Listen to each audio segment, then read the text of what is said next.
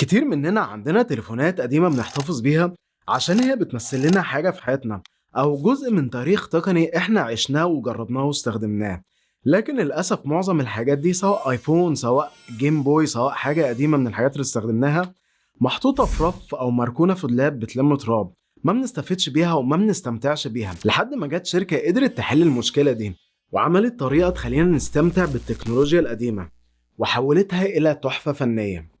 تعالوا نفتح العلبة مع بعض، واول ما تطلع البوكس من الباكجينج بتاعه هتلاقي ان البوكس فعلا الماتيريال بتاعته كويسه جدا، هو باللون الاسود ومكتوب عليه باللون النحاسي ابل reinvents the phone art framed. ولما تفتح البوكس هتلاقوا رسمين باللون النحاسي برضو صوره لكل المنتجات الاولى بتاعت ابل زي اول ماك واول ايباد واول تليفون واول ابل واتش. واول ما تشيل الورقه دي هتلاقي ظرف معمول من الكرتون الاسود ومقفول بختم مشمع، ولما تفتحه هتلاقي كتيب محطوط فيه تاريخ الايفون من اول الايفون 2 جي لحد الايفون 12 برو ماكس، مع صور لستيف جوبز في بداياته لحد صوره من مؤتمر ابل اللي هو اعلن فيها عن اول ايفون. وكمان في الظرف ده هتلاقي صوره فعليه للفريم بتاعك وهو بيتجمع، وده الفريم اللي انا اخترته، الفريم للايفون 2 جي اول ايفون ابل قدمته واللي ستيف جوبز هو اللي اعلن عنه. وزي ما انتم شايفين التليفون ده حالته كويسه جدا وهو متفكك حته حته ومحطوطه بشكل هندسي منظم جدا، ومحطوطه على كل قطعه مهما كانت صغيره هي عباره عن ايه وهي جزء من ايه في التليفون. وعندنا هنا اول ميوت سويتش،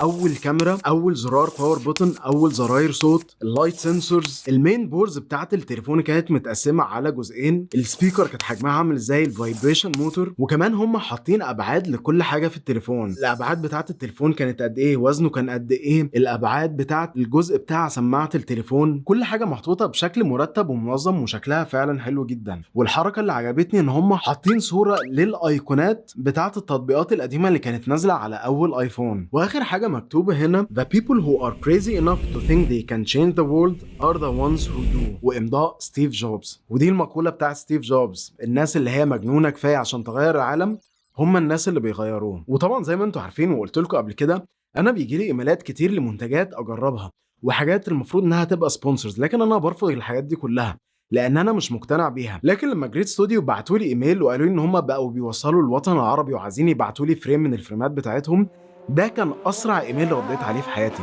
لان انا اوريدي من سنتين حاولت اشتري من عندهم نفس الفريم ده اللي هو الايفون 2 جي الاوريجينال ايفون، وخصوصا ان الايفون 2 جي ده يعتبر اول تليفون اللي بدأ الثورة التقنية في عالم الهواتف، فبالنسبة لي ده نقطة مهمة جدا في تاريخ التكنولوجيا اللي احنا فيه. لكن دلوقتي جريت ستوديو بتوصل للعالم كله منهم الوطن العربي مجانا وبسرعة، يعني بيوصلوا تقريبا من 4 ل 10 ايام بس.